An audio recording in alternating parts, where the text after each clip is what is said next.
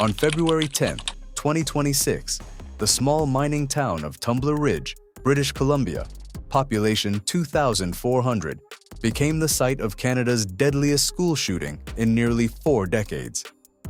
8 people lost their lives. 27 were injured.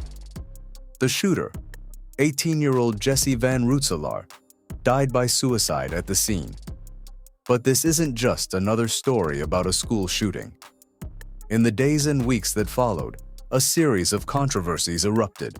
Controversies about artificial intelligence, gender identity, online radicalization, and the very nature of truth in the digital age. These debates have, in many ways, overshadowed the tragedy itself, dividing communities and raising questions that remain unanswered. This is about the controversies surrounding the Tumbler Ridge mass shooting. 8 months before Jesse Van Rootselaar walked into Tumbler Ridge Secondary School with firearms, OpenAI, the company behind ChatGPT, knew something was wrong. In June 2025, OpenAI's automated detection systems flagged Van Rootselaar's account for what the company described as furtherance of violent activities. According to the Wall Street Journal, about a dozen OpenAI employees reviewed the account. Some were disturbed enough to debate whether they should contact Canadian authorities. The Wall Street Journal is reporting that employees at OpenAI raised alarms about her months before the attack, but company leaders decided not to contact authorities beforehand. Dan Burr joins us now to talk about this. So Dan, what are we learning? This is quite a report from the Wall Street Journal. The paper says well before the February 10th shooting, OpenAI says it considered telling law enforcement about Jesse Van Rootselaar's interaction with its chat bot, which is known as ChatGPT. This is an image released by the RCMP of Jesse Van Rootselaar. The journal says sources tell them that while using the chatbot last June, Van Rootselaar described scenarios involving gun violence over several days. Those posts, which were flagged by an automated review system, reportedly alarmed staff at OpenAI. The journal reports that about a dozen employees debated whether or not to do something about Van Rootselaar's post and urged their leaders to tell Canadian police about her behavior. It says OpenAI leaders ultimately decided not to. The conversations Van Rootselaar had with the AI chatbot were so alarming that these employees believed they were witnessing warning signs of real-world violence. But OpenAI's leadership made a decision. They would not contact police. The company banned the account, but determined that Van Rootselaar's activity did not meet their threshold for referral to law enforcement, which they defined as imminent and credible risk of serious physical harm to others. They saw no credible or imminent planning. Only after the massacre did OpenAI reach out to the Royal Canadian Mounted Police with information about Van Rootselaar's ChatGPT usage. This revelation has sparked an intense debate. What is the responsibility of AI companies when their systems detect potentially dangerous behavior? OpenAI maintains that alerting authorities too broadly could cause unintended harm. They argue that false positives could lead to innocent people being investigated or stigmatized. But critics ask a haunting question. If a dozen employees were concerned enough to debate taking action, was the threshold for intervention set too high?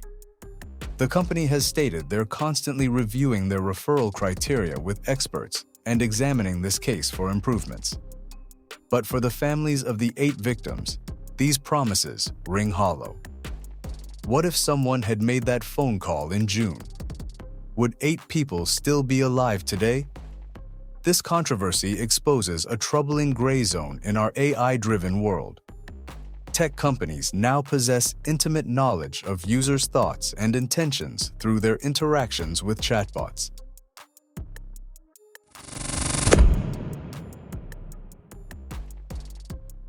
The second major controversy began the moment police identified the shooter. When the Royal Canadian Mounted Police held their press conference, Deputy Commissioner Dwayne McDonald stated that Van Rootselaar was a biological male who approximately 6 years ago began to transition to female and identified as female, both socially and publicly. Following Canadian policies implemented in 2017 under Justin Trudeau's government, McDonald and other officials then proceeded to refer to Van Rootselaar with female pronouns, as if the shooter actually were a woman. This sparked immediate and fierce backlash. For 400 years of Canadian history, going back to the early 17th century, there had never been a case of a woman committing this type of mass murder. Men account for 98% of mass shootings worldwide. Being young and male represents one of the most significant risk factors for violent crime. Yet here was law enforcement categorizing a male perpetrator as female based solely on self-declared gender identity. Critics argued this was not merely a semantic issue. They pointed out that Van Rootselaar's digital footprint revealed a stereotypically male fixation on firearms and violence. Conservative commentators and some feminists argued that policies allowing male criminals to be miscategorized can actively hinder law enforcement. If police categorize violent offenders based on self-declared identity rather than biological sex, they lose crucial data for identifying and monitoring potential future killers. When a man who commits mass murder is recorded in statistics as female, it obscures the overwhelming male pattern of such violence. The controversy raises profound questions.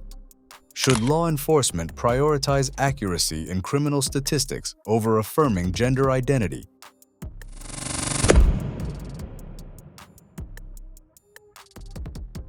In the chaotic hours after the shooting, internet sleuths began searching for information about the killer. They found Van Rootselaar's YouTube channel, linked by the shooter's mother years earlier, showing hunting videos and firearms content. Then they found what appeared to be a matching account on X, formerly Twitter. This X account painted a disturbing picture: racist posts, white supremacist content, anti-Semitic material, and videos glorifying violence.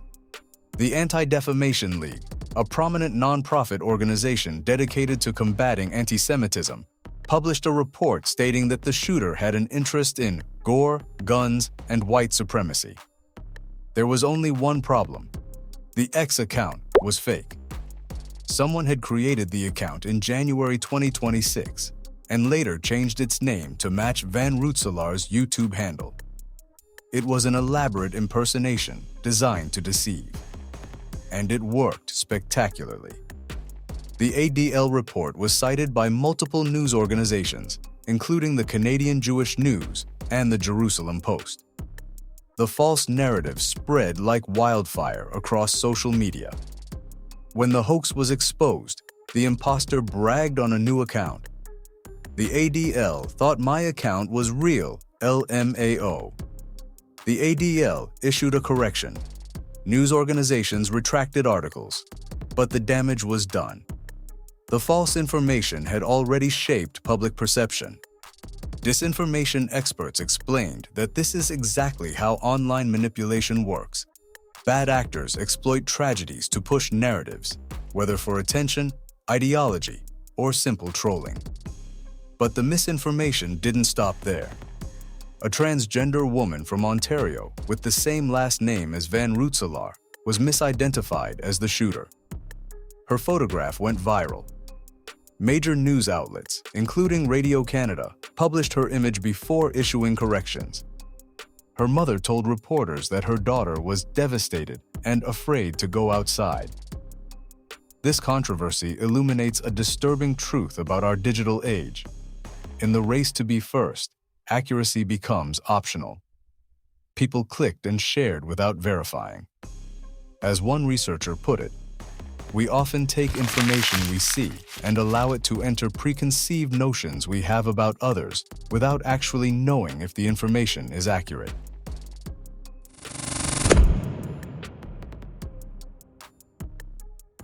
Perhaps the most painful controversy is the simplest.